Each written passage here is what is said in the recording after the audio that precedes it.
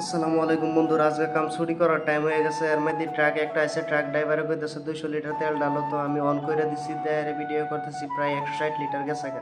বাদে আমি কাম ছুটি করে আই হচ্ছে টিয়া হিসাব করবার লাগিয়া। তো আজকে ভাবলাম আমি আইনহাররাও দেখাই হিসাবটা।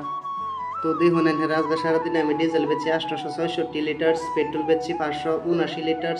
তো সারাদিনে বেচছি 1,43,199 টাকা 28 পয়সা। আমার প্লাস হয়েছে 9 টাকা 87 পয়সা।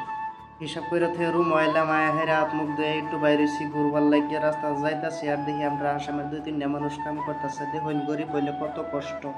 তারপরে দেখি রাস্তাতে একটা ময়ূর যাইতেছে আর মানুষে বাইক খাড়া করে ভিডিও করতেছে। মানে ময়ূর পক্ষীটা বিরাট সুন্দর লাগে, তো এর লিখি। আর একটু আগে দেখি এক দাদি বেটি রাস্তার কানে বয়ে নাইরুল বেচতেছে। তো এর থেকে একটা নাইরুল কিনা লয়ে রুমও যাইতেছি। তো আজকের ব্লগটা এনে শেষ করলাম। Bye bye.